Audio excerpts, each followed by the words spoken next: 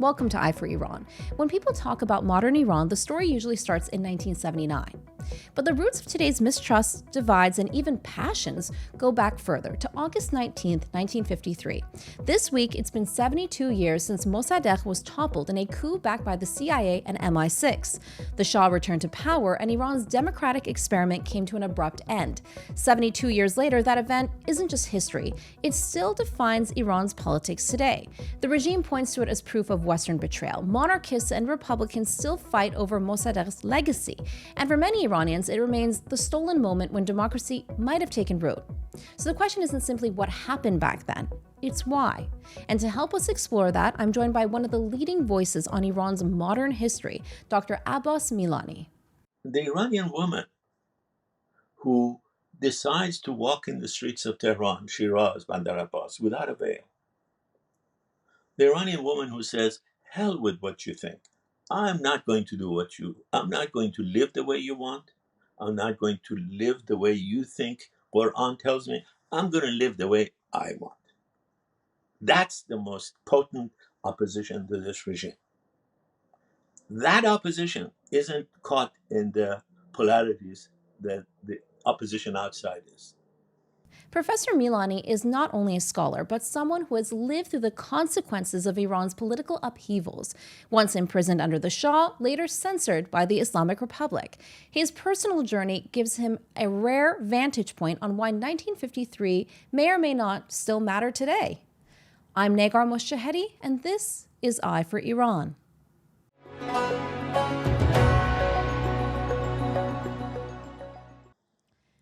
Professor Abbas Milani, it's a pleasure to have you here on Eye for Iran.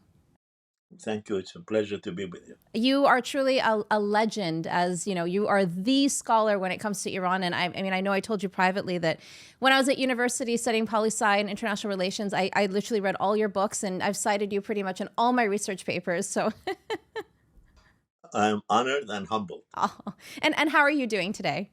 I'm doing well, thank you. It's a pleasure talking with you. Fantastic. Professor Milani, I just wanted to start off with a personal lens. So before we get into the politics of 1953, I wanted to start with you, if you're comfortable with that, no pressure. You were imprisoned under the time of the Shah. You were also censored under the Islamic Republic of Iran. How has living under both systems shaped your view on how you see modern Iran? Well, I think the most important experience for me, the most learning experience, was how different these two regimes are. And I think there's a profound information or misinformation about the difference. The Shah was, at worst, an authoritarian leader. At best, he was a modernizer. This regime, at best, is a pseudo-totalitarian regime. And at worst, a totalitarian regime. It tries to change human nature. It tries to create a new woman and men. In their mind, of course, always men, because they don't care about women. Woman is a second-class citizen to them. So the Shah never tried to change your view of the world, your essence. The Shah wasn't out to create a Pahlavi man and woman. This regime is. Khomeini are repeatedly on record saying that that's their goal. So that's the making of a totalitarian society, a totalitarian ideology. The Shah never had a totalitarian ideology. The Shah was, as I said, at worst, authoritarian, who left people alone in their private lives if they didn't meddle in direct confrontational politics. To me, one of the most important learning experiences was that when you look back at the Pahlavi era, I'm now working on a book on Reza Shah. This is equally true, even more true of his period. Because of the dominance of the rhetoric of the opposition, particularly the left and the clergy, we overlook all the democratic aspects of their daily life that existed. Why isn't it democratic that the woman of Iran, under the Shah, had the right to decide what to wear? Why isn't it democratic that the Baha'is of Iran, more or less, lived a comfortable life free from the assaults of the clergy? Why isn't it a democratic right that uh, people of any uh, social class could go to the university for free. Uh, so while both regimes have placed limits, uh, I think it's incomparable. And uh, to end one long answer by a very, I think, important point, uh, we have heard much about Savak. Savak did torture people. I know the royalists don't like to hear that, but they can be No, uncomfortable with the truth. it's factual. It's factual. I have witnessed it. I've written about it. And I've experienced it. I was in solitary confinement. That's a form of torture. I was myself beaten a couple of times. But torture in much grander scale existed. But it only existed for people who were opposed to the regime and were opposing for example, the interrogator while incarcerated. And the entire number of people executed under the Shah, the entire number, has never been accounted to be more than 1,500. This regime has killed thousands. Even in the last 6 months, I think it has probably right now is close to 1,000 That's executions. correct. So Yeah, according to Iran Human Rights. yeah, it's comparing apples to not cherries, because these guys are not cherries. It's like comparing apples to poisoned tomato. But of course, at the time, when you were seeking and wanting change, you didn't know that the change that would come would be as such, right? So I think we didn't. And again, I have written many times, yeah, and I'm sure you have read it because you kindly said you have, that, you know, and I can only speak for myself. I can't, I don't speak for anybody else. I think uh, in opposing the Shah, while we had some right instincts, we were for justice, we were for democracy, we were for independence. We didn't understand Iran well. We didn't understand these other aspects of reality in Iran. And I certainly didn't understand how actually independent the Shah was over the last 20 years of his rule. I what do think you the mean by Shah, independent? the rhetoric of the left and the rhetoric of the clergy today, both, is that the Shah was, quote unquote, a lackey of US imperialism or Britain. That the Shah did what the master told them to do in foreign policy and in domestic policy. Khomeini, the leftist, particularly the organized left, particularly the orthodox left, particularly not all the left, the independent leftists understood this. Khalil Maliki was an independent leftist. He understood that the Shah was different than Khomeini and better than Khomeini, and that he had some independence. But the Shah, in foreign policy, from around 64-5, was acting, in my uh, reading, based on archive, completely independent of US and England, oftentimes in opposition to them. He would follow policies that they clearly did not want. The Shah clearly fought the Americans and the British and the French on the oil issue. The Shah clearly fought the Americans on Iran's nuclear program. The Shah insisted, in my view, wrongly. I've written about this in an article with a colleague, that is a hacker, that Iran shouldn't have gone for enrichment unless Iran wanted the bomb.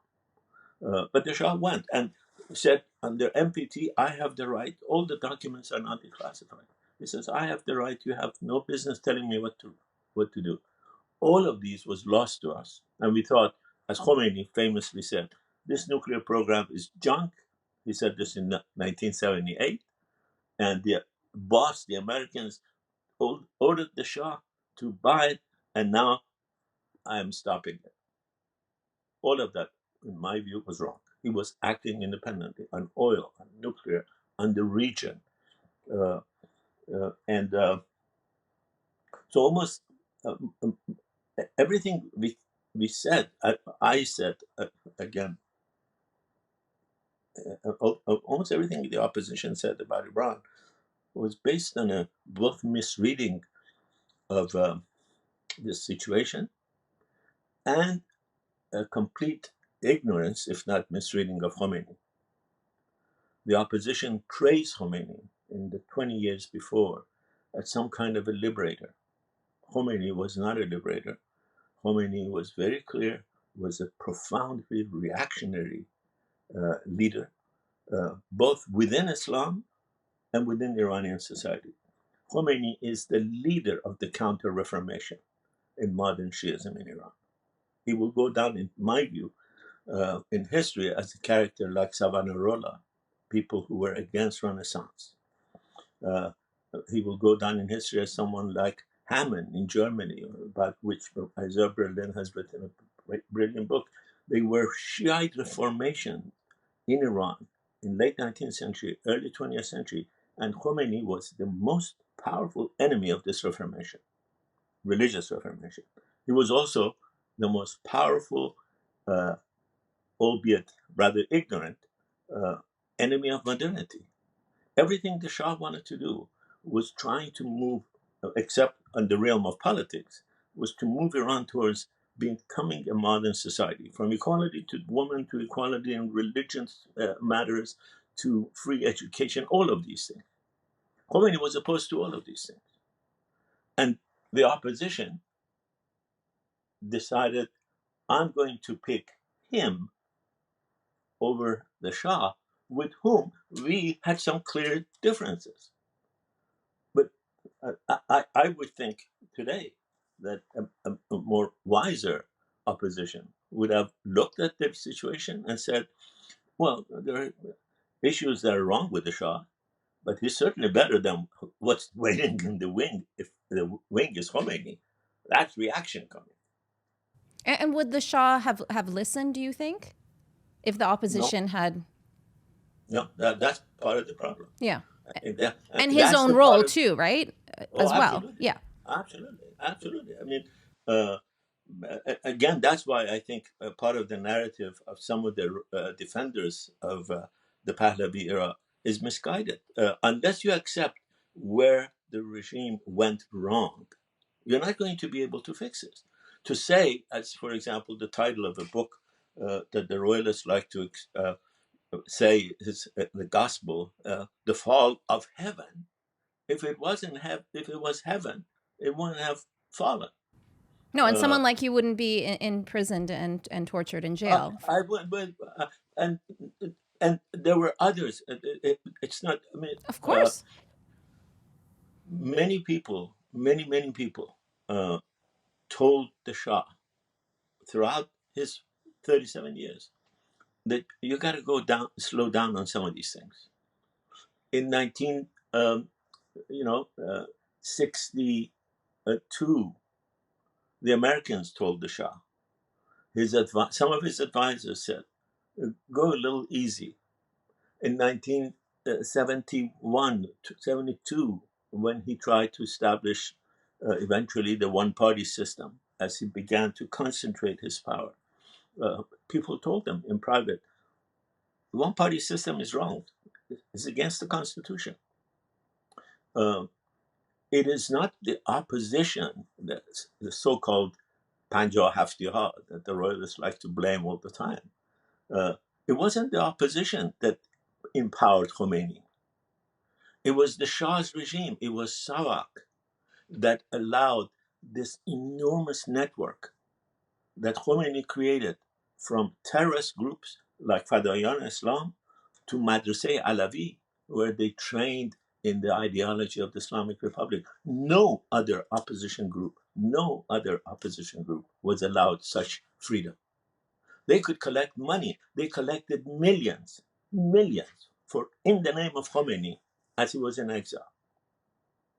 And Savak looked the other way because they thought, and they weren't alone, the entire Western world thought the same, that the Islamists are an ally in the big fight against communism.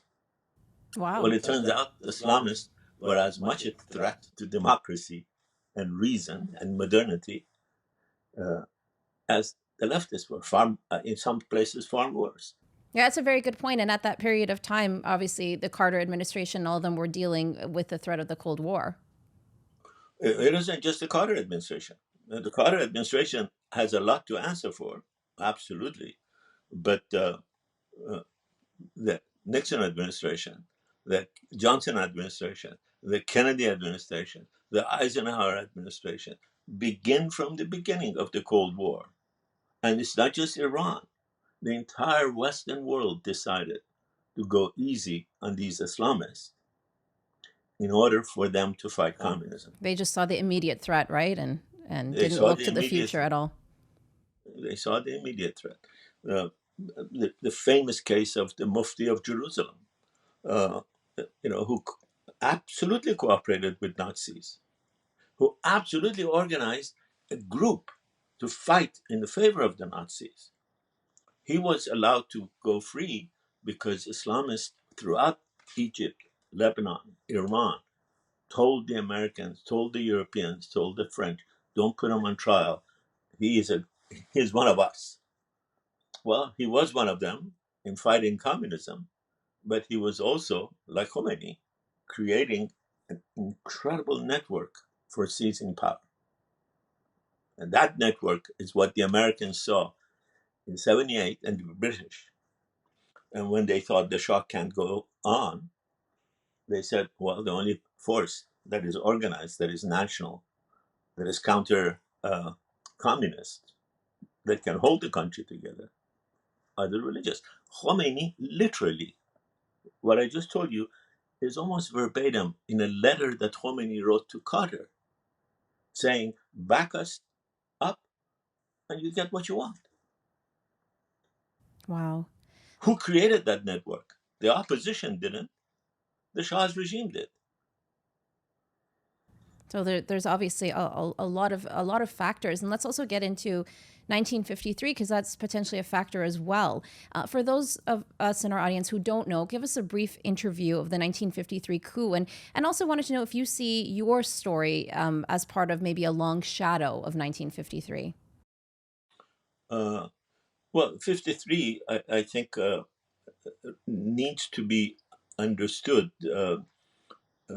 more historically and less emotionally. I think the Iranian society and much of the progressive forces around the world, leftists around the world, look at 53 essentially from an emotional point of view, which is perfectly fine.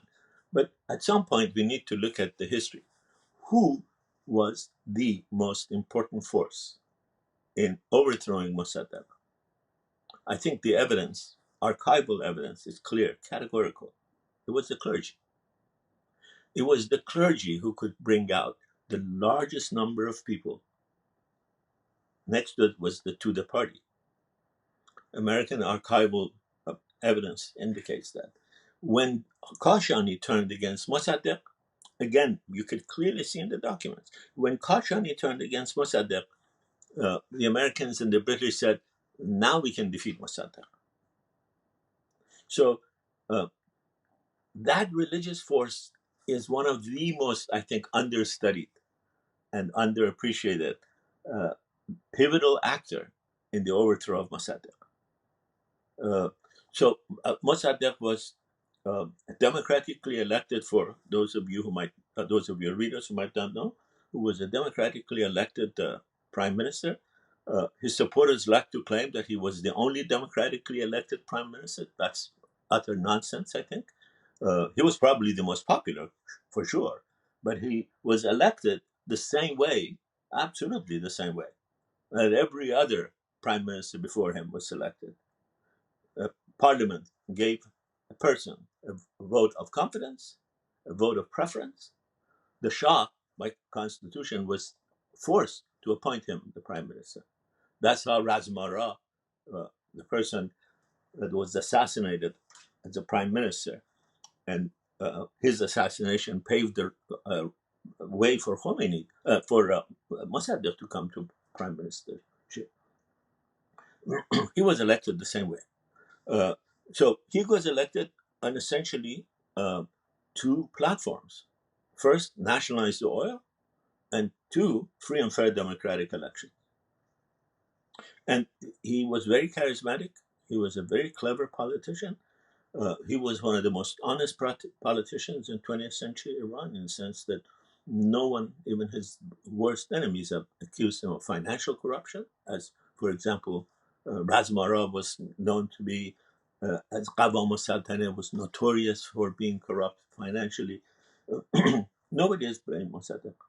Uh, but he was also very charismatic. And as soon as he comes to power, the British, who were unhappy with the nationalization of the oil, decide to try to overthrow him. Again, the evidence is very clear, archival evidence. Uh, and they go to the Shah and they say, we want you to dismiss him. And the Shah says, I won't do it. I need to have a legal base to overthrow him. I won't do something that is illegal. The British then threatened to attack Iran. The Truman administration stops them. I mean, it's clear. If there was no Truman administration, if there was no preponderance of American power, the British would have arrogantly thought they could take over Abadan, overthrow Mossadegh, and install somebody they like. But the Truman administration said, absolutely not. We have to find a diplomatic solution. Every effort to convince the Shah to overthrow Mossadegh, the Shah refused. He said, we need to do it legally. And in this process, Mossadegh kept becoming more and more convinced that there's an effort to overthrow him, and he became more and more autocratic in the way he ruled. He was democratically elected like people before him, but he amassed in his own hand more power than probably any prime minister in modern history of Iran. He essentially took the power to develop legislation in his own hand, something he had specifically opposed when he was a member of the parliament. He decided that because there's too many opponents and we need to make radical decisions, give me and my cabinet the right to pass legislation. And there's good legal argument that that was not a legal right to have. But he was very popular. He was very patriotic. But he was picking a fight that apparently he did not fully understand. He was picking a fight with the Seven Sisters, all of the oil companies. He was picking a fight where, for example, China, Russia, Soviet Union at the time, Czechoslovakia, who he wanted to sell oil to, refused not to buy it, but they said, we just can't carry it. 90% of transport of oil at the time was in the control of the Seven Sisters. Mossadegh offered to sell China. I found this in the Chinese archive. Iranian oil at 50% discount. Wow, that's fascinating. Yeah, the Chinese said, well, first of all, we'll buy it a little more. This is too much discount. But second of all, we'll be glad to buy it, but we can't carry it. So, and they pressured and they pressured. And the Americans, again, all of this is now available in documents, thousands of pages of documents that have been declassified. The Americans still hope that there would be a diplomatic solution, that they could convince Mossadegh to make some compromises with the British and arrive at a new agreement. Mossadegh was basically adamant that he wasn't going to compromise. And by late 1952, it's when Mossadegh is seen by the Americans, finally, that he's not going to compromise. They decide that maybe they should go work with the British. And the British, in the meantime, again, all of this is so very clearly documented. They made this document about 53 2 years ago that made a lot of noise. And they thought that this was a new discovery. But it was in Woodhouse's memoirs published 25 years ago. Woodhouse is the British master organizer of all of this. And he says, on the way to Washington, suddenly I realized the Americans don't buy our story about oil. But they will buy our story if we say Mossadegh will fall to the communists. So when he comes, this time he says, we got to get rid of Mossadegh because he's not going to be able to stay in power. The communists are taking over. And about the same time, again, all of this is available if anybody bothered to look. About the same time, there is a day of demonstration against uh, uh, Truman's uh, representative, Iran's representative to Mossadegh, Harriman, Abril Harriman is sent. And, and on a couple of demonstrations, one against Harriman and the other one on the day the Mossadegh returned to power, the embassy reports that Mossadegh had a few thousand people in the morning. The communists had several tens of thousands in the afternoon. So he's not going to be able to withstand. So the narrative changes. You can clearly see at around the end of October, the narrative from the CIA and the State Department changes. I still don't know whether here intelligence was fitting policy or policy was following intelligence. But now they decided Mossadegh, first the Truman administration, and then definitely the Eisenhower administration. They decided Mossadegh is not going to withstand the to the party. Again, remember, this is 53. From 49, from 46 to 52, the number of East European countries where the communists had overthrown a democratic regime and declared the People's Republic was remarkable. The Korean War was going on. So the West felt that there is an onslaught of communism. China had emerged. The Soviet Union and China were now part of the Soviet. All of these convinced the administration, Truman and then Eisenhower administration, that Mossadegh has to be gotten rid of. But there were also at this time people inside Iran, Mossadegh's one-time allies, who decided the same thing. People like Baha'i, people like General Zahedi, people like some of Mossadegh's closest allies who began agitating against him in the parliament. All the narrative about the coup from the progressives is based on what the CIA was trying to do. But there's another side to the story, what these people were doing. Some of them were in contact with the American embassy for sure, but they weren't agents of the CIA or the British. Some of them were. The Rashidian brothers clearly worked with the British, and they were involved in all of this. But there were also other people, Mossadegh's erstwhile strongest supporters, who said, we can't win this war. We got to make a concession. There's an embargo. So they flipped out of convenience, essentially? No, some of them, I think, flipped out of conviction that Mossadegh is leading a war that Iran cannot win. If you're a patriot at that time, you have a choice. You see, Mossadegh is heading straight for a confrontation. The West has aligned all of its forces. Iran has some popular support in Egypt and other places, but the economy is on the verge of collapse. The government can't make payroll. It needs to issue print money.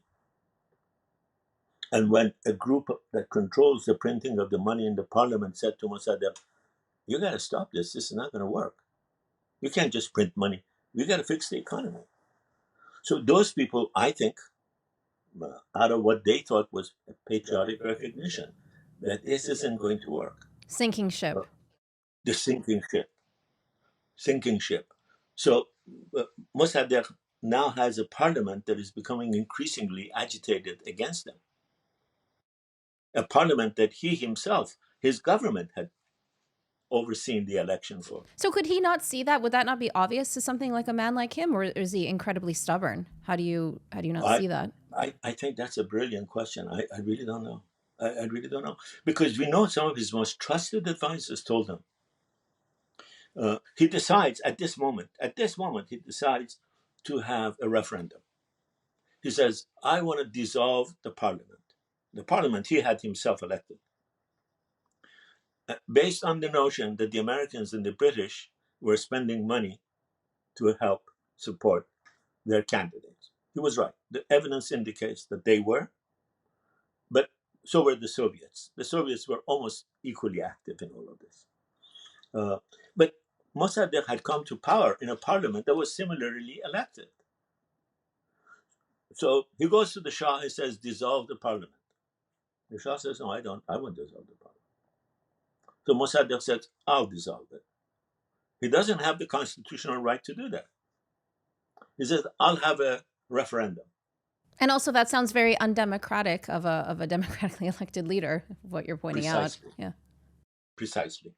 Two of his most stalwart allies, ministers in his cabinet, one of them, Dr. Sadiqi, to me, one of the most respectable public intellectuals of 20th century Iran, one of the most decent, and a stalwart supporter of Mossadegh to the last day of his life. He was a minister of interior. The other one, Dr. Shaigan, closest advisor to Mossadegh, professor of constitutional law at Tehran University, where I later taught. They both go to Mossadegh and say, you can't do this. There is no provision in the Constitution for a referendum. And furthermore, they say to him, both of them, they say to him, if you dissolve the Constitution, the Parliament, I'm sorry, then in that interim period, the Shah has the right to fire you. He'll fire you. Don't do it. He says he won't dare. According to one account, he said the boy won't dare. The Shah won't dare. I have a letter I found in Shaigan's memoirs that I published in the book on the Shah, where Mossadegh writes to the Shah that when there is no parliament in session, you have the constitutional right to dismiss the prime minister. Wow. So, absolutely, absolutely. Sadiqi tells him that there has been I don't remember the number of days. He said there have been 2,000, more than 2,000 days since 1907 where there was no parliament in session, and at least 19 different prime ministers were appointed by the king at the time. You have served in some of these cabinets. You can't now assume that he's not going to fire you and appoint somebody else. And you yourself has written to him. When he dissolved the parliament, then the Shah decided to issue that order to dismiss him on August 15th. When he receives that notice, he signs it, and then he says, I no longer have the belief that the Shah has the power to dismiss me.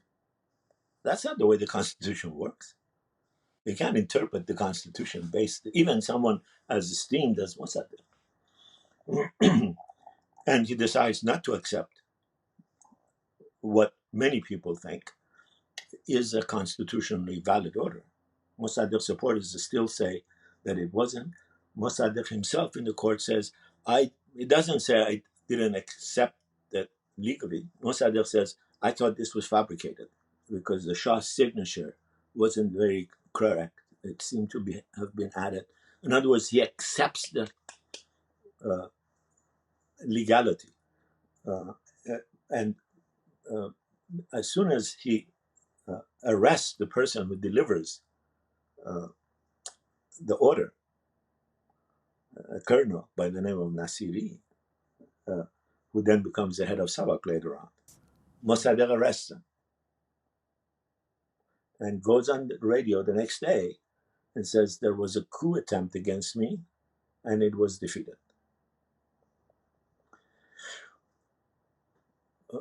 Again, for anyone who's interested, I think one of the most important documents is the conversation between Mossadegh and the American ambassador. who immediately goes back to Iran the day Mossadegh decides not to accept the letter of dismissal. They, they had left Iran, the ambassador had left Iran to stay clear of the allegations that they had a role in all of this. And goes and talks to Mossadegh. And Mossadegh says, yeah, there was a coup against us and we defeated it. And he says, but I thought there was an order dismissing you. What about that? Mossadegh said, yes, there was, but I have decided that the Shah no longer has the power to dismiss me. And the ambassador says, could you repeat that part again? I almost verbatim quoting. Could you repeat that part again? I want to make sure I got this right. And then he writes in his report to the president that Mossadegh is the one who's doing the coup, because constitutionally, as far as we understand, if there is no parliament, who has the power to dismiss the prime minister? If the Shah doesn't, we had to rely on the goodwill of Mossadegh to continue the democratic process. But that's not the way constitutions work. Constitutions don't work based on relying on the goodwill. What if Mossadegh had tomorrow decided, I'm not going to have another election? So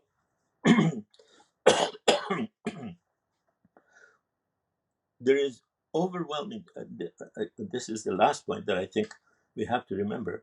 There is overwhelming evidence from the American archive and the British archive that by August 17, they both had decided that the coup attempt that they both had tried to help organize, and to me, as an Iranian, they shouldn't have done this. That's an illegal interference in Iranian politics. But as someone who's interested in history rather than emotions, that's not what seems to have overthrown Mossadegh. They certainly, the British and the Americans, spent millions publishing articles against Mossadegh in Iranian journals. We know that. But what overthrew Mossadegh on the 18th and the 19th is the coming together of an increasing number of people in the streets. I think most importantly, and the evidence, archival evidence seems to indicate that, most importantly, because Kashani changed sides. Kashani is the guy who had, again, from a year ago, you could see the American archives and the British archives say Kashani and the Tudeh party are the two forces that have the greatest mobilizing power. Kashani could close the bazaars in favor of the Shah. Kashani, it is Kashani who had the closest ties to these tough guys that the Mossadegh supporters believe were hired by the CIA to overthrow Mossadegh. Sha'ban Ja'fari, the Alvat, Fahishaha, the pimps and the prostitutes. Well, first of all, the organizer of the coup, Mr. Kim Roosevelt, who went to Iran, didn't speak Farsi, hadn't served in Iran, didn't know much about the Iranian. The British knew, but the British couldn't mobilize thousands of people on the morning of August 19th or in the afternoon of August 18th. So it's a complicated story. Emotionally, people are rightly angered. Why should the US interfere in Iranian affairs? Why should the British? The British had been pillaging Iranian oil. Mossadegh was absolutely right, I think, in criticizing the behavior of the British. But at the end of the day, to go back to what you said, I think he was much more interested in preserving his own reputation as an anti-colonialist hero than making a compromise that would have maybe tarnished his reputation, but saved Iran from August 23, August 53. And In what other words, Why do you Yeah. suppose it's still such an open wound then, and not just some sort of historical debate, but politically in 2025? Does it go back to people not truly understanding what happened or the intentions behind it? Well, uh, I would like to ask you a question. How do you know this is still as much of a wound as it was before? I don't believe that. You don't think so? Just in terms of No. the political conversations, or when people start talking about what were the revolution and what the state of Iran is today, a lot of people, a lot of supporters of Mossadegh, for example, say, well, Yeah. if that coup would have never happened, we wouldn't be in the place that we are today, and it really affects Iran Yeah. in the here and now. No, no, I absolutely. I read the same much. Some of the stuff that you read, I probably as well read. I hear that uh, uh, uproar, and I trust their intention. But uh, the question wasn't whether Mossadegh supporters still are entangled in that debate as much as before. They are. They're not giving up. They don't change their narrative much. Uh, but the question is the Iranian public that way? I don't think so. I think clearly the Iranian public has shifted over the last 20, 30 years. Your generation of Iranians have emerged who say, I don't believe in demons and divines. I don't believe in black and white in history. And I don't need you, whether the you is the Tudor party or a royalist pundit or a leftist pundit. I don't need you guys to tell me, and they're almost always guys. Uh, uh, I don't need you scholars, pundits to tell me. I want to read myself and figure this out. And look at the books that they have read most religiously, quote unquote. When Hamas Ashar published the memoirs, an interview, not an interview, with Sha'ban Jafari, reviled by all of these Mossadegh supporters as a lout, as a lumpen proletariat who, with the help of a few prostitutes, overthrew the democratic government of Mossadegh. The book had tens of thousands of readers. My book on the Shah in Iran, I put it on the internet because the regime banned it. It has had literally hundreds of thousands of readers, downloads. I don't know how many read it, but I know how many downloaded it.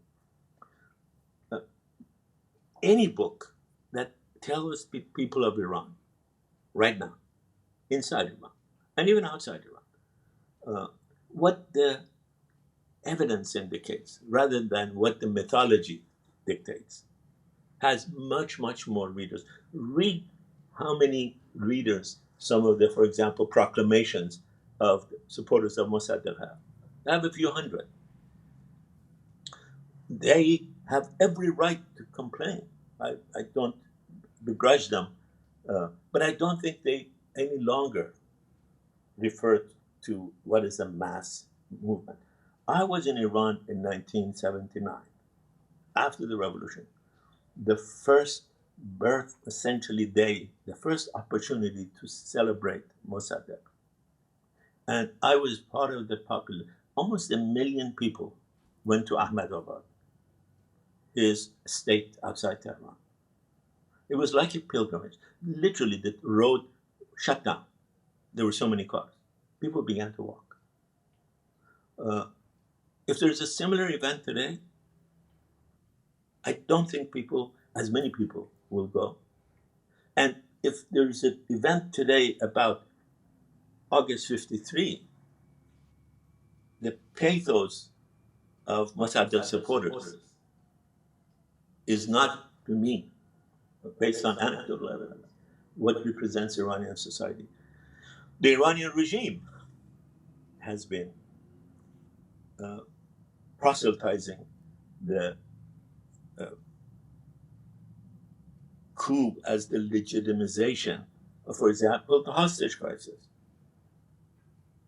There are people in the West, journalists like you, prominent journalists, who have written that this is hostage taking is a legitimate understanding to what the U.S. did in 1953. First of all, The people who took the hostages are the people who overthrew Mossadegh. The clergy, Khomeini, Khomeini, Khomeini was a mentee of Kashani. Khomeini was and remained an enemy of Mossadegh. He thought of Mossadegh as an enemy of Iran.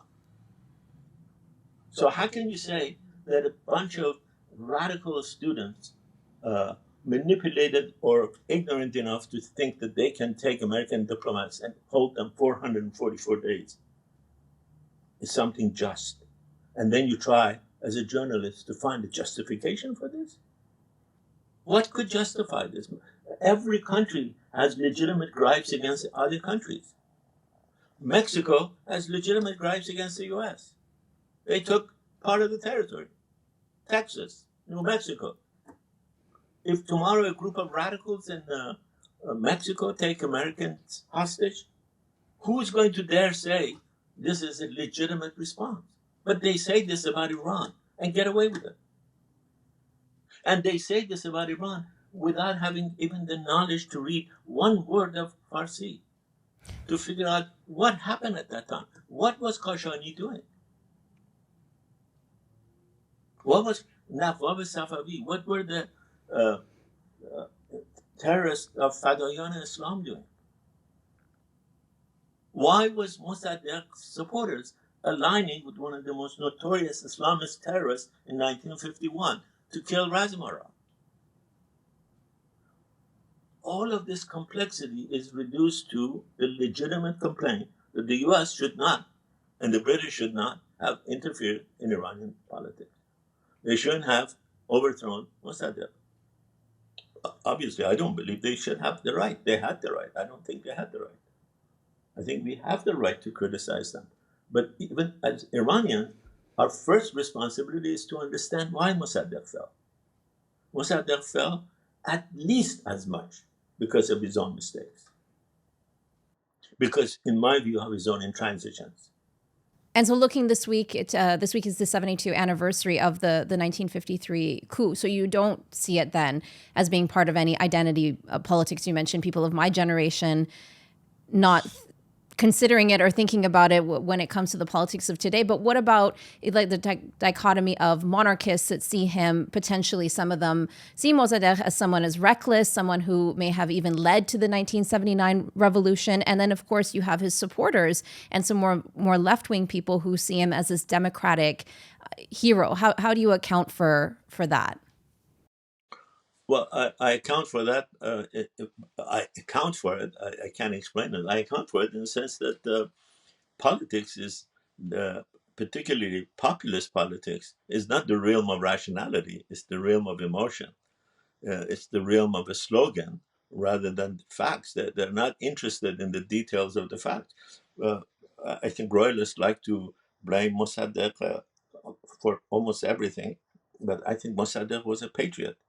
Uh, I think Mossadegh meant well, but I think Mossadegh, in meaning well, did some damage to Iran. I think the Shah meant well. The Shah, absolutely, contrary to everything that his enemies say, to the last moment stood up to the pressure by the Americans and the British to organize a coup against Mossadegh. He did it only when he thought, and I think, in my view, rightly thought, that if there is no parliament, he has the right to dismiss the prime minister. And Mossadegh went out of his way to make the Shah make that choice. Mossadegh did not really want to make peace with the Shah, although he said he wanted. But he kept increasing pressures on him. Remember, Mossadegh was not in favor of the change of dynasty to the Pahlavi dynasty. Mossadegh was one of the few opponents of Reza Shah's ascent to the throne. And so Mossadegh's foreign minister at that time, before the coup, the weeks and months before the coup, wrote some of the most virulent anti-Shah op-ed pieces in the magazine for which he was the editor-in-chief Fatimi. I have quoted some of Fatimi's editorials in the days before. You cannot be the foreign minister of a government whose head is the Shah and call the Shah the most radically, uh, the vilest things you could say about anyone. Fatimi said about the Shah. Those things, I think, help uh, people like Kashani. And Kashani, uh, why did Kashani change side? We have to ask that question. Partly because Mossadegh stood up to him. Kashani wanted a woman to be veiled. Mossadegh said no. Kashani wanted all the Baha'is thrown out of government. Mossadegh said no.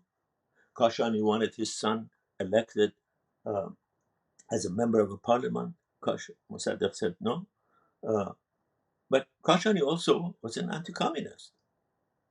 Kashani literally, I'm verbatim quoting, read the documents, meets with the American ambassador secretly, invites the American ambassador to Iran secretly to a meeting place. He says, don't bring anybody. My son will translate. He will be the only person. And he tells the American ambassador, we both want the same thing. We don't want communists and we don't want Mossadegh. Let's cooperate. The minutes of that meeting are there. And then a couple of days later, somebody from Khashoggi's office goes to the embassy and says, we need some money to organize all of this. So for political purposes, both, the narrative the royalists have is that this was a day of national uprising. The narrative that Mossadegh have is that this was a day of infamy, a bunch of pimps and prostitutes rented by the CIA. This is the term, the crowd rented by the CIA overthrew Mossadegh. Both of these, I think, don't stand up if you are interested in facts rather than fictions, political fiction. So, what lessons can we draw today from all of that, especially when it comes to, I'm starting to see a theme here when it comes to Iranian politics. So much emotion, a lot of conspiracy, not a lot of facts. And we see that today in the identity politics of Iran and in the opposition as well outside of Iran. So what lessons can be drawn from here so that people are able to look forward? Because essentially when you're filled with, I'm starting to see that based on what you're saying, that like every vision of Iran's future seems to be tied up with unresolved issues of the past, right? Like this nostalgic feeling. And if you keep holding on to this nostalgic feeling, whether it's based in, it seems like in a lot of cases, not in facts, like you said, how can you truly lay the groundwork or build a democratic society that's built on principles of universal law and rule of law and human rights? Again, I think I have to sort of disagree with your definition of what the opposition is. Your definition of the opposition are the organized opposition outside who have access to the internet, who have cadres, whether they hire them financially or whether they work for ideological purposes. It doesn't matter. They're revolutionary cadres. They're cadres. They fill the social media with a lot of talk. But the Iranian woman who decides to walk in the streets of Tehran, Shiraz, Bandar Abbas without a veil, the Iranian woman who says, hell with what you think. I'm not going to I'm not going to live the way you want. I'm not going to live the way you think Quran tells me. I'm going to live the way I want. That's the most potent opposition to this regime. That opposition isn't caught in the polarities that the opposition outside is. I have never seen a demonstration, mass demonstration in Iran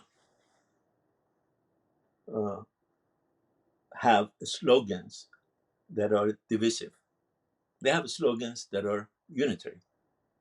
I don't see too many of them say "Long live Mossadegh," uh, long live. With the only exception is Reza Shah. There's a lot of Reza Shah, Ruhat Shah. We have to think about that. What was about Reza Shah? Reza Shah was a pragmatist. Reza Shah said the clergy cannot have a veto power in politics. The clergy have taught for 44 years against Reza Shah more than almost anybody else. To Iranian society today, I think if you take a poll, who was the most beloved leader, I think Reza Shah would come first. And to me, rightly so, because he's unique. His model was a model of changing society based on what society needs, a modernity that is Iranian and global.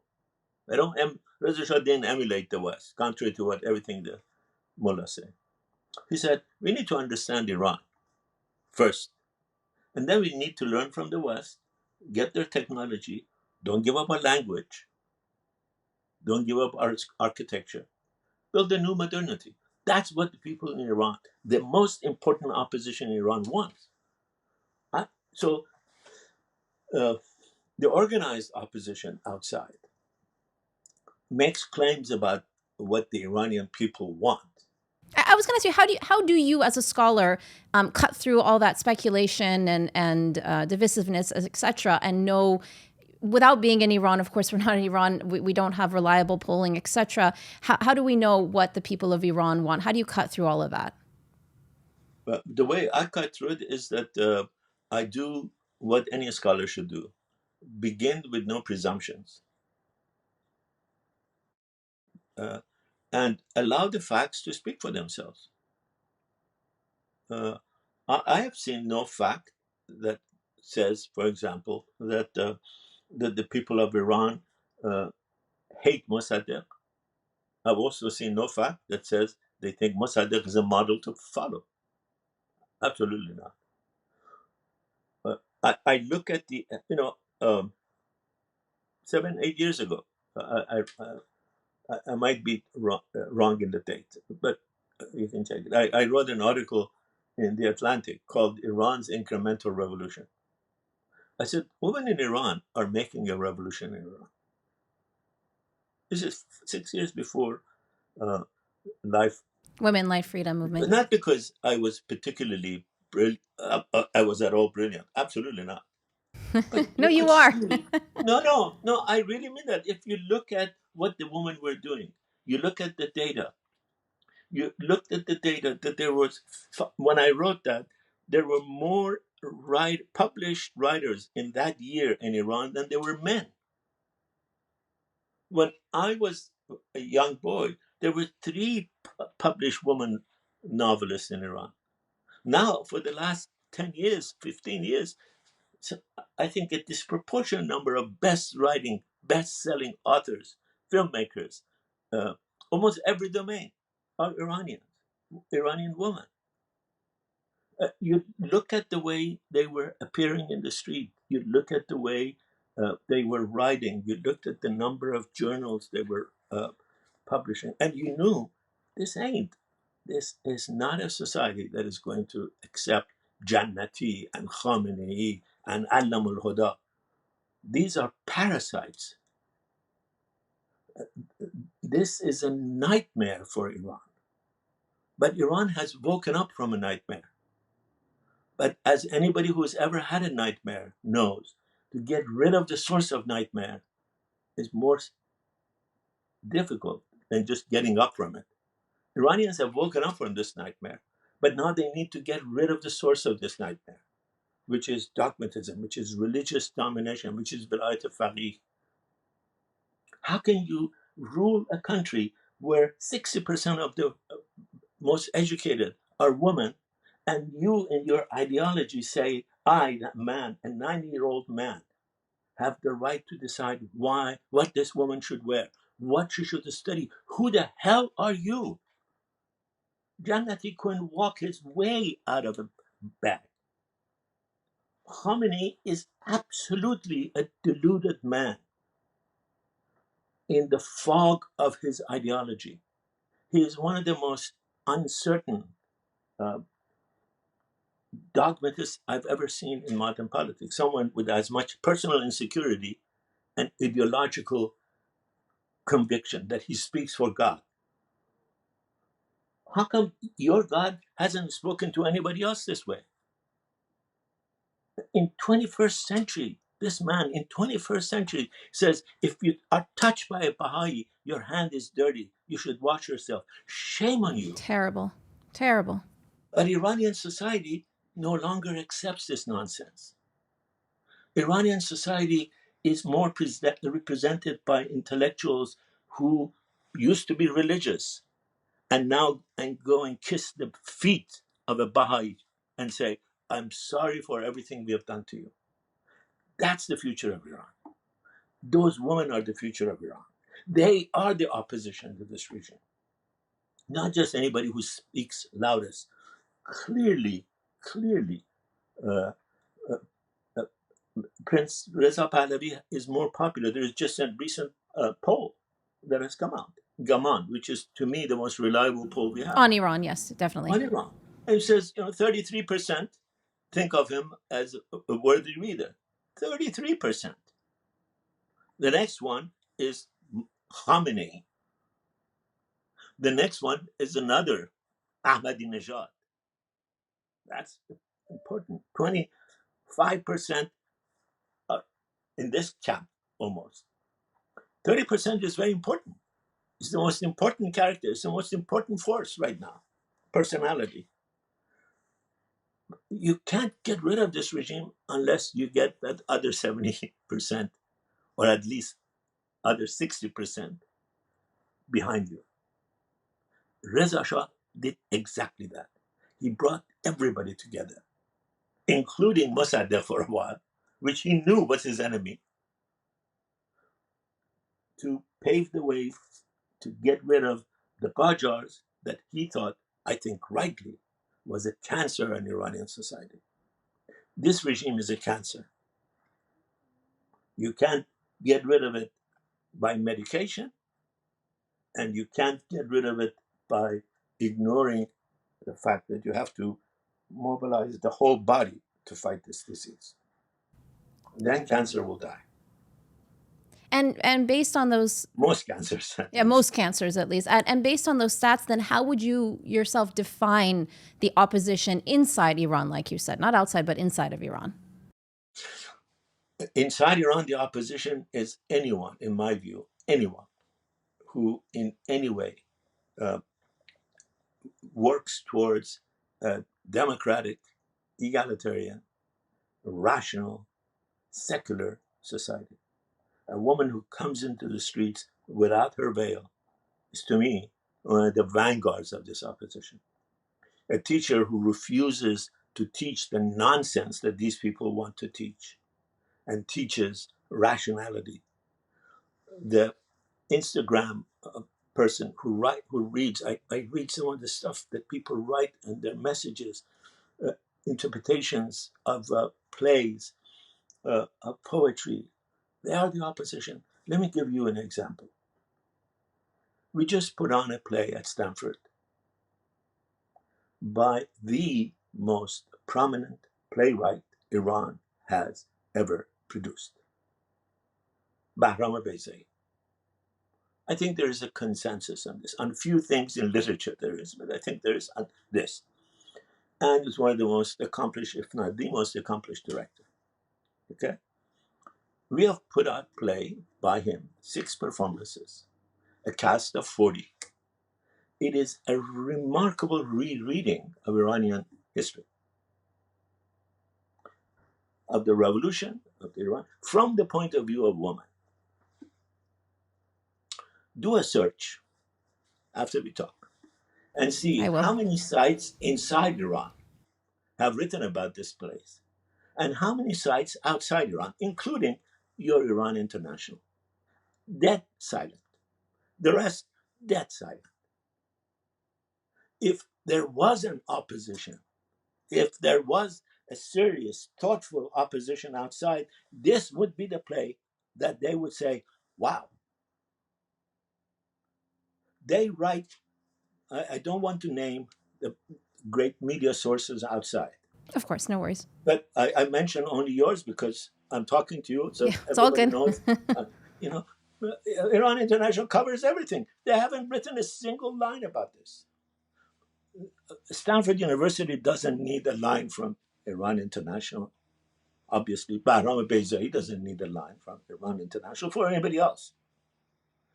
But it tells you how far off the outside is about recognizing what is really the opposition, and where the heart of the opposition beats, where they understand, is inside Iran. I can't tell you how many letters we've had to our program saying, when is it you're going to put this online so we can see That's it? amazing. It is amazing. So do you see, like, what would explain this? Do you see this as a disconnect between kind of our world and the world inside Iran? Like how do you explain this? Is it going again back to identity politics and focusing on all the wrong things? I can't explain it. I mean, I really don't. I mean, I don't want to get into conspiracy theories. Of The course. easiest one to get into conspiracy theory is that, you know, such and such a program doesn't like me, it doesn't like Bezai, doesn't like Stanford. But how can you be, a, in my view, you cannot be a legitimate opposition for democracy and secularism in Iran and not recognize the singularity of this event. Probably the most important, one of the two top universities in the world, has brought a top director. 40 Iranians have worked 5 years, 6 years. 40 Iranians without financial remuneration. These are all very successful entrepreneurs, except one of them. Nobody is a professional actor.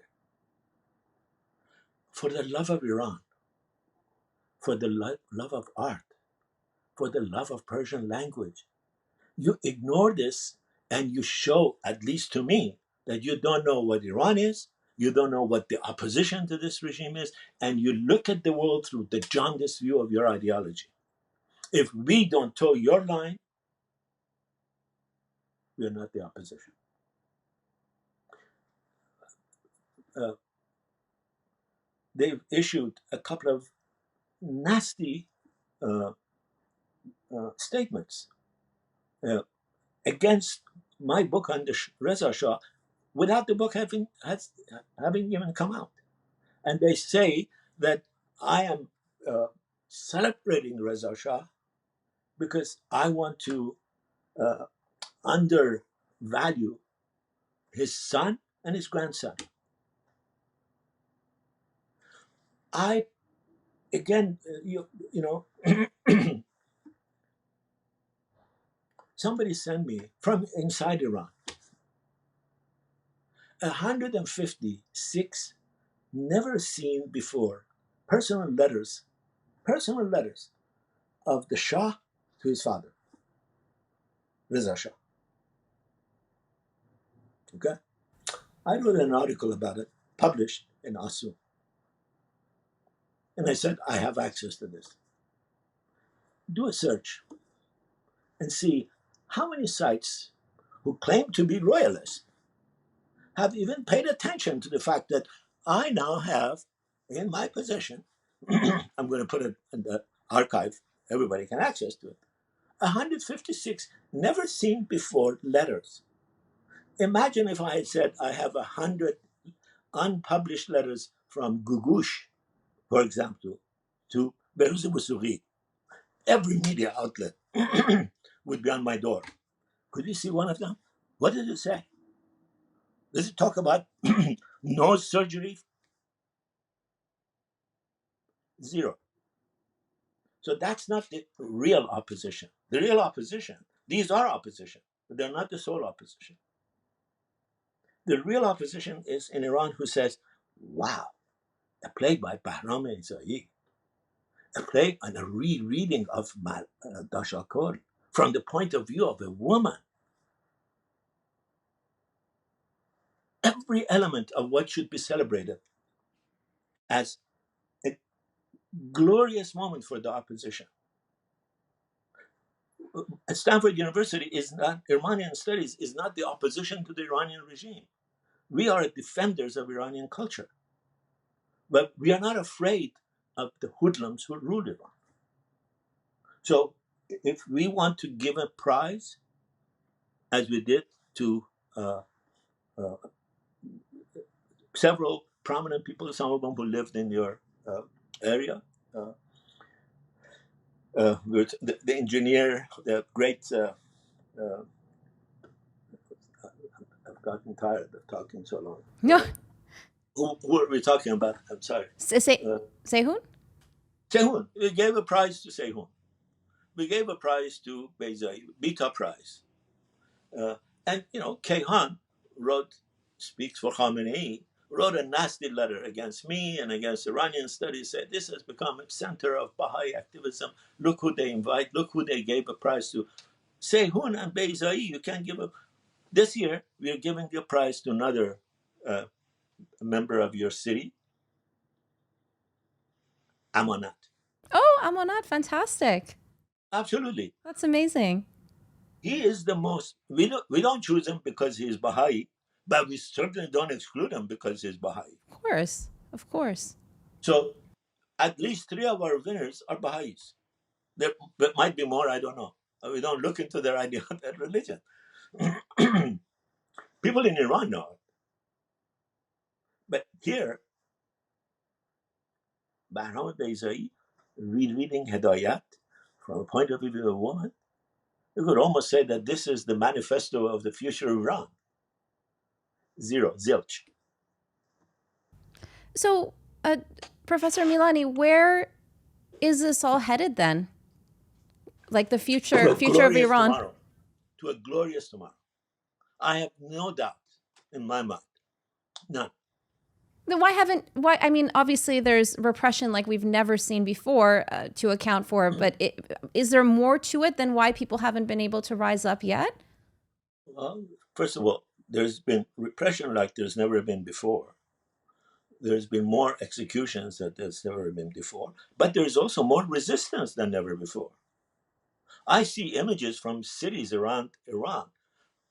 People kindly tell me about what they see in the streets as they walk around in the streets of Tehran, the streets of Shiraz, the streets of Qom.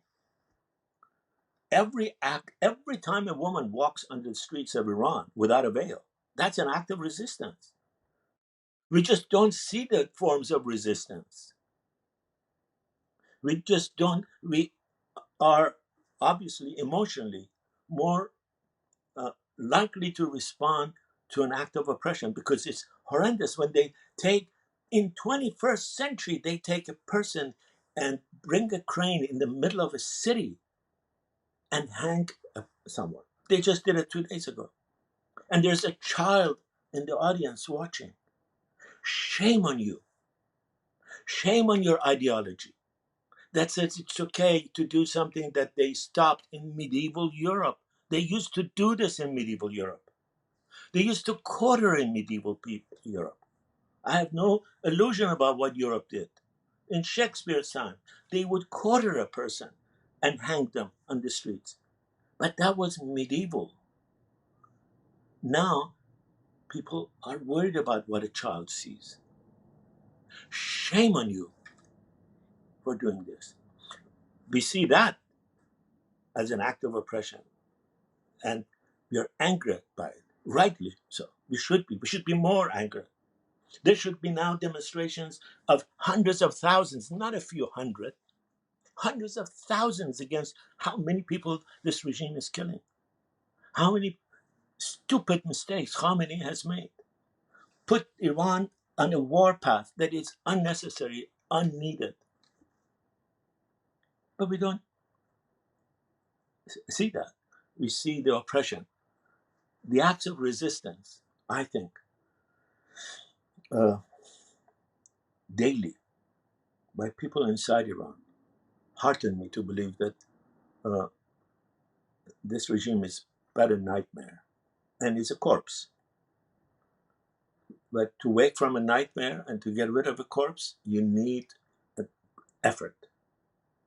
That effort is coming. I Iran is a remarkable country. Let me end on this because I'm losing my voice. Iran is a remarkable country. It's a remarkable culture. It has remarkable literature. It has sustained from Alexander to the Arabs to the Westerners. It has kept its identity.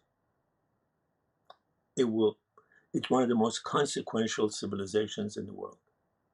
If there are 5 or 6 civilizations like China, like India, like Egypt, that have contributed to the world, Iran is one of those. We as Iranians have not done a good job protecting our heritage, introducing our heritage, defending our heritage. Beizai has done. Amanat has done. Some of the most dogged defenders of Iran's cultural heritage are Baha'is. This regime hates Baha'is because it hates Iran.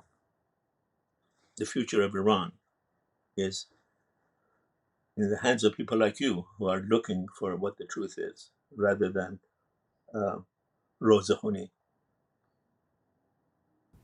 Thank you so much. That was a very enlightening, emotional, beautiful conversation. Truly an honor to speak with you, Professor Milani, today on Eye for Iran. My pleasure. It was مستمع صاحب سخن را بر سر ذوق آورد, as they say.